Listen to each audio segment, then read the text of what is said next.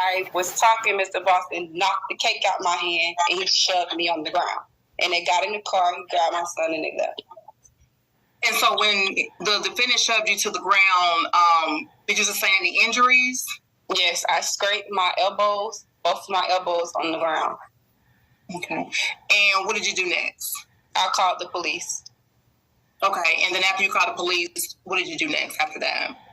The manager from Chuck E. Cheese came outside and she was like, I saw the whole situation. She was like, I actually called the police as well. Objection. Sustain. Thank you, Judge. When at some point the police arrived. Mm-hmm. Okay. And you have to say yes or no, Ms. Benz, because yes, when the police arrived on the scene. Okay. And did you explain to the police officer what happened?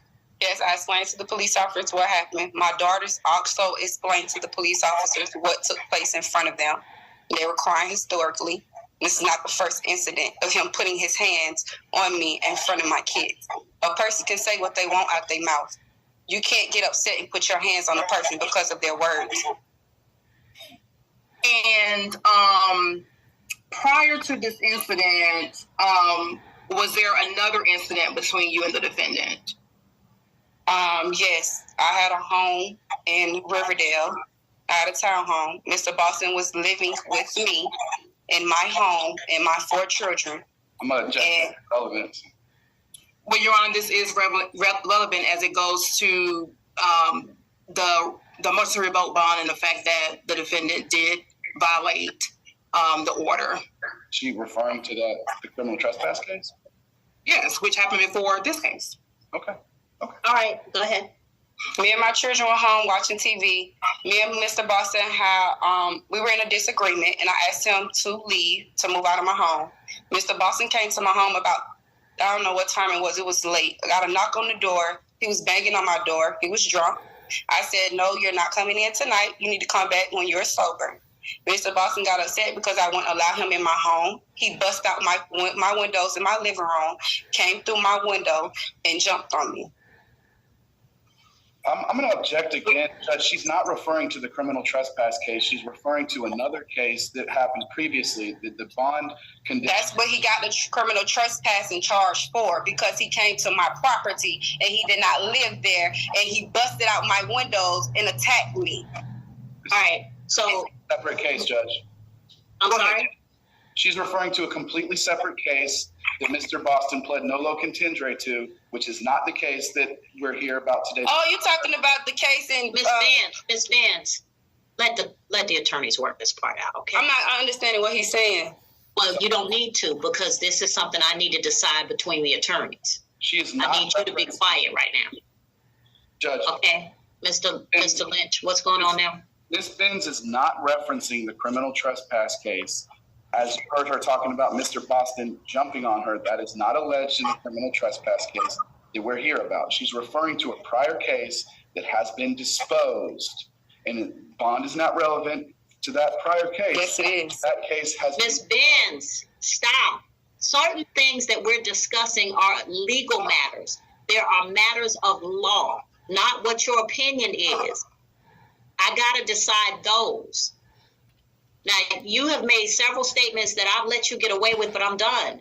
You have alleged that the DFAX has sent me a letter or called me. I have had no contact with DFAX. And let me just tell you, only time I have anything having to do with children is if a crime has been committed against a child that is a misdemeanor offense.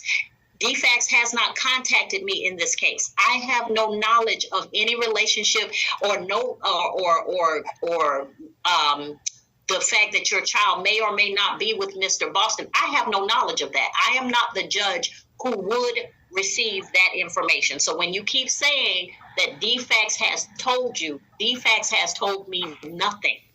They've never contacted me. They've never sent me anything. I've never communicated with them. So when I tell you that there are legal matters that you may not understand pertaining to this case, and I'm trying to parse it out and explain as we go, but what I'm telling you is you have an idea about what's going on and how we've wronged you. And I'm telling you, I have no clue about what you're talking about, because I'm not the judge that would even get that contact. Okay, it's not part of this case. Particular things that go on with the status of a child, visitation with a child, custody of a child, all of those belong to the Superior Court, which is on the 4th floor. They have exclusive jurisdiction over certain matters, which means only a Superior Court judge can deal with them, or a magistrate court judge can deal with them if an offense is brought before the magistrate prior to being transferred to Superior Court. That's it. I'm in the middle. So that stuff that you keep telling about, I'm keeping you from your child, or I'm not doing enough, I don't have the ability to do that. That's Superior Court or Magistrate Court. Okay? So when you start talking about what is or isn't happening for the purposes of what I have to decide today, let the attorneys present the information. Let me decide any arguments they may have. And when you're ready to speak again, I'll let you know. Okay? All right. Now, Mr. Lynch, you're saying that this is a different issue than the one where a bond was issued. So if we're talking about a closed case.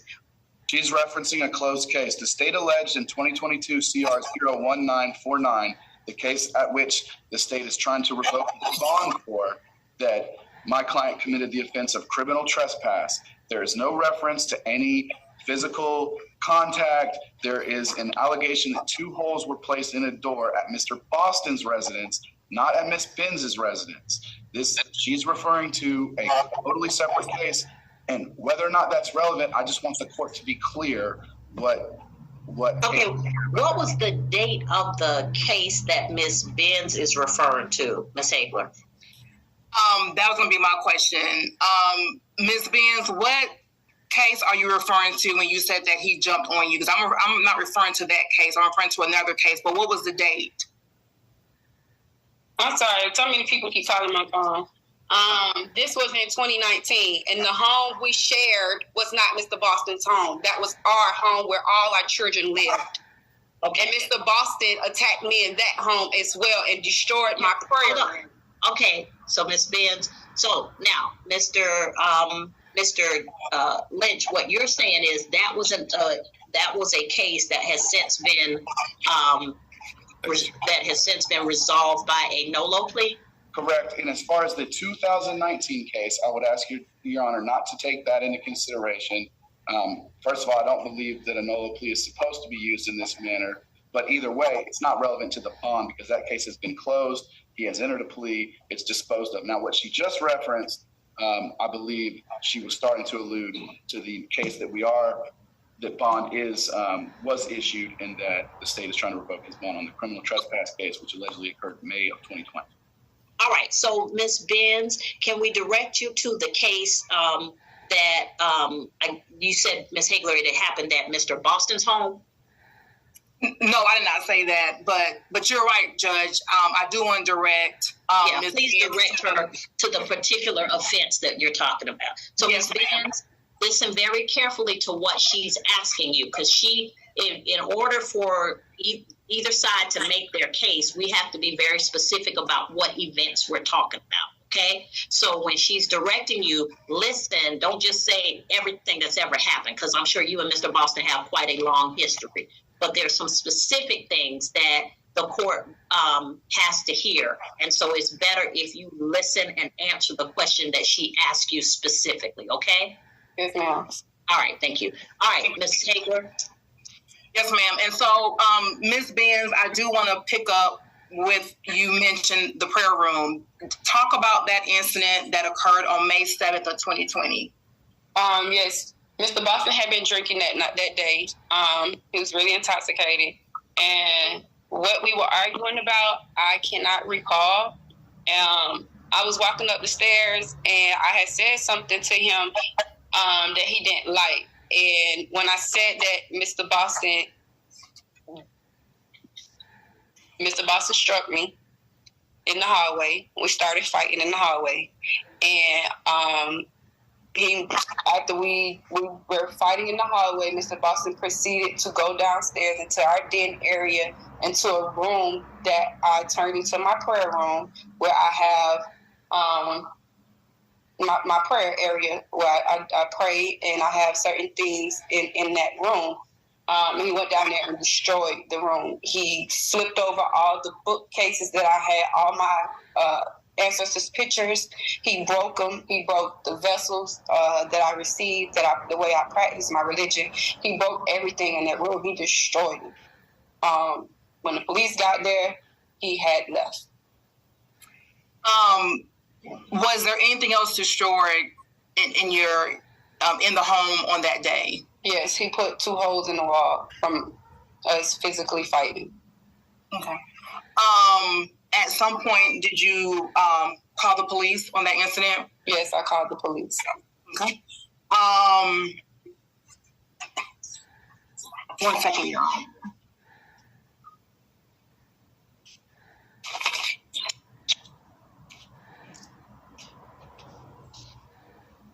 And did you record or annotate any of the damages in that incident on that day?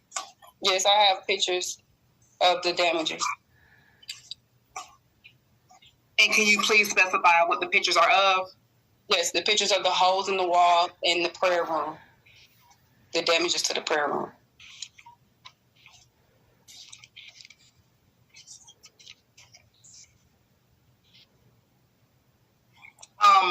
Thanks, Your Honor. No further question at this time for Ms. Benz. Cross-examination, Mr. Lynch. Yes, Judge. So you mentioned, Ms. Benz, you and Mr. Boston's children that you have together. Isn't it true that you only have one child together? Yes, we have one biological child together, but me and Mr. Boston was together since 2015. Okay. And the address where this criminal trespass that you just mentioned, that was 8260 Holly Drive in Jonesboro, correct? Yes, that's on my ID. Mm-hmm. Okay. And how much was the rent at that location? Our rent was... Objection relevance. She claimed that she lived at the location. I'm at the home, and it's a valid... As long as I receive mail there, I'm a resident of that home. I don't have to pay a bill there as long as I receive mail there, sir. That's... Okay. So, just to clarify, Mr. Boston paid all the rent and allowed you and your 3 children to live there for free? No, he did not pay all the rent. Me and Mr. Boston went in on bills together. Okay. So, on the incident where he allegedly put holes in the wall, you said that he jumped on you in that incident? Yes, sir. You wrote a sworn statement in that incident in the police report, isn't that correct? Yes, sir. And in that sworn statement, you didn't make any mention of him making any physical contact with you whatsoever, isn't that correct? Can you read the sworn statement, sir? I sure can. At the date top, it says May 7th, 2020, time 7:42, name Cassie Bria Danae Benz. Starting from the beginning, Anthony Boston Jr. and I got into a verbal disagreement about the children coloring all over the walls while I was in the bathroom doing my hair. The argument led to Anthony Boston Jr. snapping, punching the walls, and destroying my prayer room. He crushed my spiritual tool, which is called an egun pot, as well as my altar I built for my ancestors, being very violent in front of my kids. I called 911 and he fled the scene. Why is there no mention of physical contact? Because when Mr. Boston came up the hallway, I was in the restroom doing my hair. He got upset because our son that we shared together, and at the time, my 3-year-old daughter, they were coloring and they colored on the wall. So he got upset and started snapping and talking to the kids crazy. And I told him not to speak to the children like that. And when I said what I said to him, he got upset and he mushed me into the wall. That's how the door hit the wall and put the hole in the door, in the wall. Why didn't you include that in your statement? I did. And that's, if you have the officer, they had it recorded. You can pull the recording up, the video from the officer's camera. And you are aware that the officer does have a body cam recording, right? Mm-hmm. Okay. You have to say yes or no, Ms. Smith. I am aware. Now, I want to move on to the 2020 November 29th, 2020 allegation that you mentioned that happened at the Chuck E. Cheese. Isn't it true that you found out that this party was going on while the party was already going on? No, sir. Boston was already there. Isn't that true? That is not true.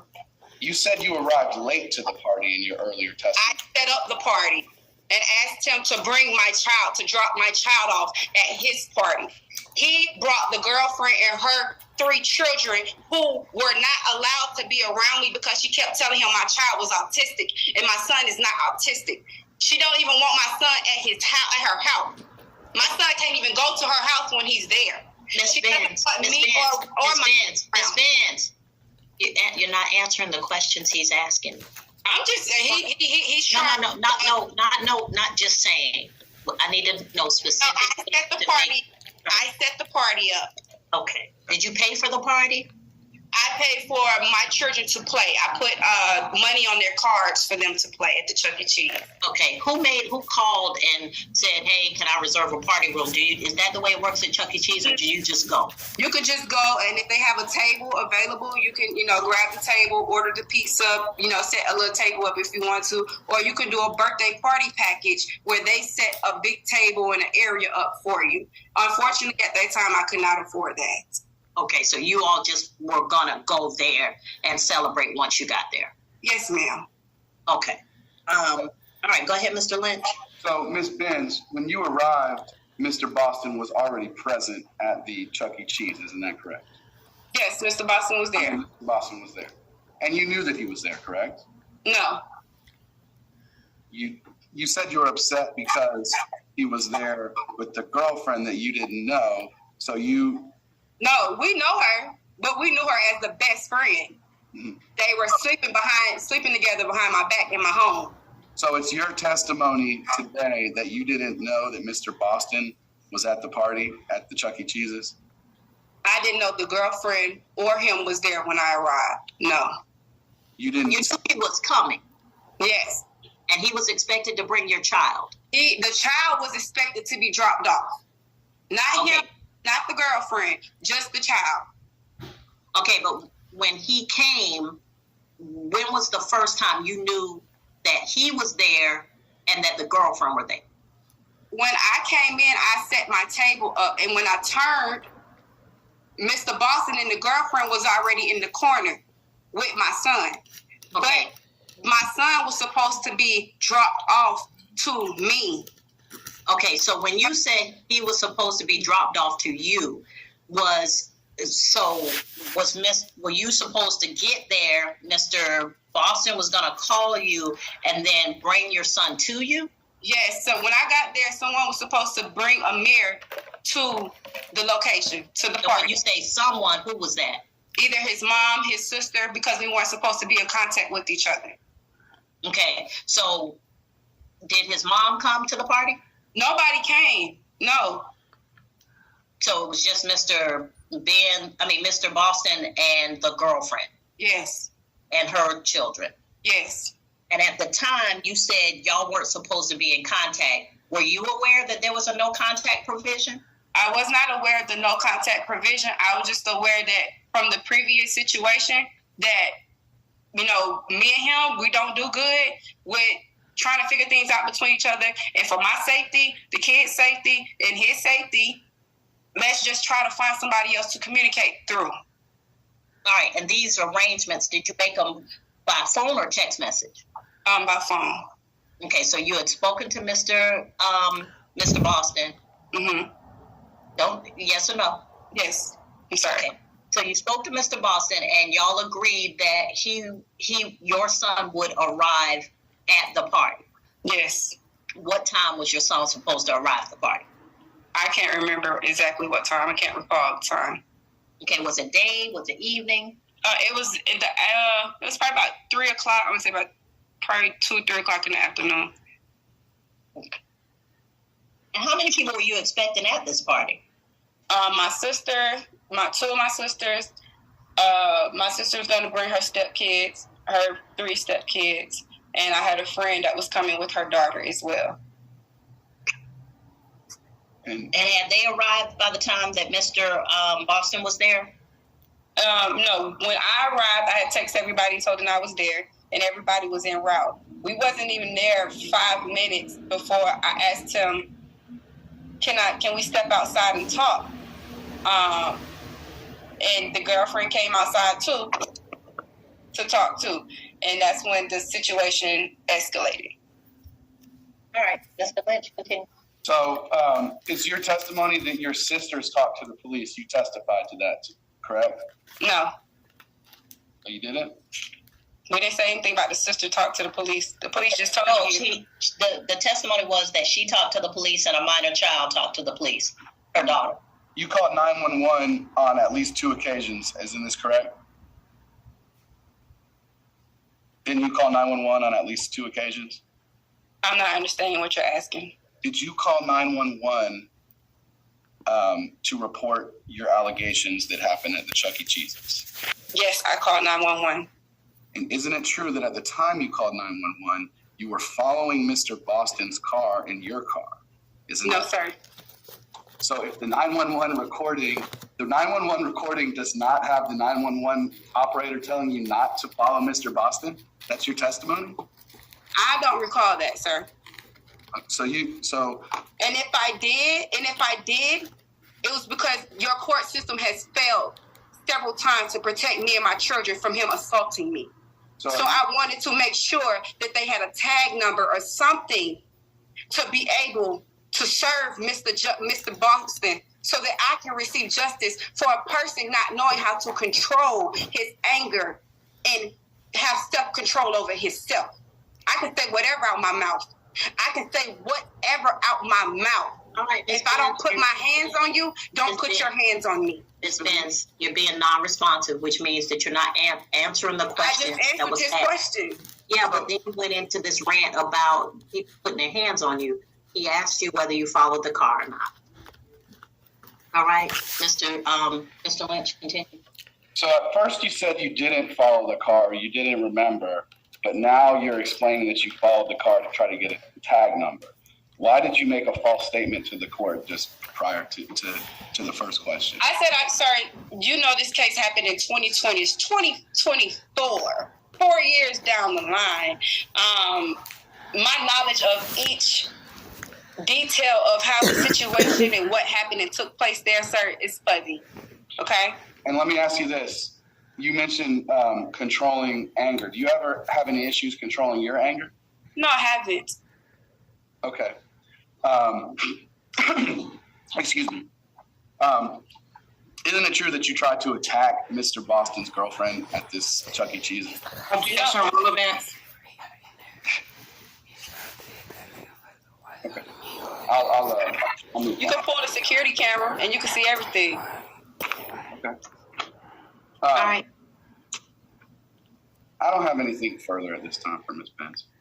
All right. Anything else from the state? No, Your Honor. Okay.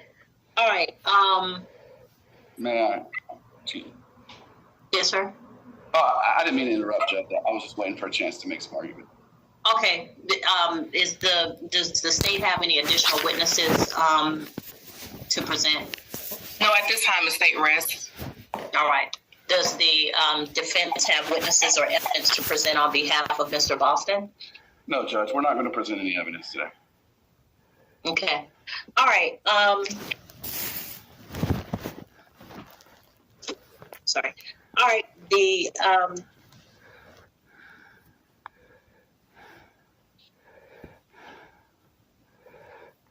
All right. Let me hear argument. Judge, may I proceed? You may. So first of all, and Ms. Hagler can correct me if I'm wrong, but I believe she indicated that the bond order was issued in 2022. This alleged incident happened in 2020. So he can't violate a bond that has not been set. So that's the first part of the argument. And I would, if I got that wrong, I would ask Ms. Hagler to correct. I will make my argument when it's time for me to make my argument. Sure. Thank you. Secondly, Judge, Mr. Boston has announced ready for trial on both the alleged incident, the criminal trespass, and on the battery case. And he strongly contests the allegations of Ms. Benz. I would have him testify today, but in order to do that, we would have to let our trial strategy go. We would also have to have him give up his right against self-incrimination. And we don't feel that that's necessary at this point. However, Judge, from the testimony of Ms. Benz, it's pretty apparent that she voluntarily had contact with Mr. Boston at the Chuck E. Cheese's, number one. Number two, it's our position that,